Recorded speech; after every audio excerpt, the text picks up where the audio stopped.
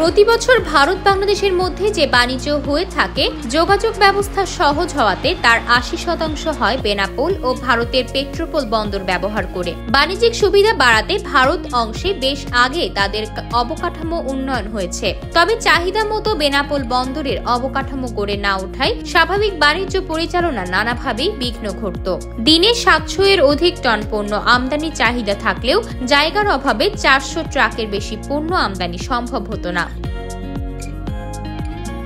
জায়গার অভাবে পণ্য খালাস করতে না দিনের পর দিন ট্রাক দাঁড়িয়ে থাকায় অর্থদণ্ড ও শিল্প কারখানার উৎপাদন ব্যাহত হতো। এক্ষেত্রে ব্যবসায়ীদের দাবি ছিল জায়গা অধিগ্রহণ করে বন্দর আধুনিকায়নের। অবশেষে বাণিজ্যিক গুরুত্ব বিবেচনা করে সরকার 2022 সালের ফেব্রুয়ারিতে 329 কোটি টাকা ব্যয়ে শুরু করে কার্গো ভেহিকেল টার্মিনাল নির্মাণ। কাজের শেষ মুহূর্তে পরপর 3 বার উদ্বোধনের দিন ঘোষণা করা হয়। তবে বৈশ্বিক মন্দা, সীমান্তে বিএসএফ এর বাধা এবং বৈষম্য বিরোধী ছাত্র আন্দোলন সহ নানা প্রতিবন্ধকতায় পিছিয়ে যায় উদ্বোধন। অবশেষে সব বাধা অতিক্রম করে নভেম্বরের প্রথম সপ্তাহে কাজ শেষে 14 নভেম্বর টার্মিনালটি উদ্বোধন করা হয়। নতুন টার্মিনাল চালু হওয়ার পরে আমাদের ইন্ডিয়ান ড্রাইভারদের নিরাপত্তা সুনিশ্চিত হয়েছে এবং যানজট মুক্ত হয়েছে। আর আমাদের যদি ক্যান্টিনটা তাড়াতাড়ি চালু হয় আমাদের সুবিধা আরো ভালো হবে। সবচেয়ে বেশি বেনিফিট যেটা রিসেন্টলি আমাদের যে হারে এক্সপোর্ট বাড়ছে, প্রতিটা এক্সপোর্টের গাড়ি 3 দিন দাঁড়িয়ে থাকতো বাংলাদেশ সাইডে, তাতে 3 দুগুণে 6,000 টাকা ড্যামেজ দিতে হতো। লিগাল ট্রেডে main obligation to avoid detention and damage.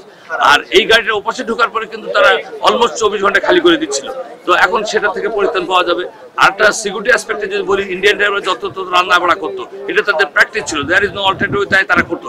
এখন তো তাদের একটা সুন্দর ব্যবস্থা করা হয়েছে, 40-50 চুলো লাগাই দেওয়া হয়েছে, অর্থাৎ সেদিক দিয়ে নিরাপত্তা নিশ্চিত হবে। প্রতিদিন 600 থেকে 700 ট্রাক পণ্য আমদানির চাহিদা রয়েছে বেনাপোল বন্দরে, কিন্তু বেনাপোল বন্দরের জায়গা সংকটের কারণে 3 থেকে 400 ট্রাক মালামাল আমদানি হয়ে থাকে। এক্ষেত্রে বেনাপোল কার্গো ভেহিকেল টার্মিনাল চালু হওয়ার ফলে আমাদের সেই সংকট কাটবে বলে আমরা মনে করি। ইন্ডিয়া থেকে আগত যে সমস্ত ড্রাইভার আছে তাদের জন্য এখানে রান্না করার ফ্যাসিলিটি, বিশ্রাম ব্যবস্থা থাকে। এছাড়া আমাদের বন্দর সেবা ভবন, কার্গো ভবন, 3টি সুদৃশ্য টয়লেট কমপ্লেক্স এবং ফায়ার বিল্ডিং, সাইলেন বিল্ডিং, যেটা দ্বারা আমাদের এখানকার যে সমস্ত ফ্যাসিলিটি আমাদের নিরাপত্তার সাথে বিধান করা দরকার, সেগুলো আমরা এখানে পুরোপুরিভাবে সম্পূর্ণ করতে পারবো বলে আশা করছি। বেনাপোল স্থলবন্দরে নবনির্মিত কার্গো ভেহিকেল টার্মিনাল উদ্বোধনের পর আমদানিকৃত এবং রপ্তানিকৃত ট্রাকগুলো বন্দরের অভ্যন্তরে প্রবেশ শুরু হয়েছে।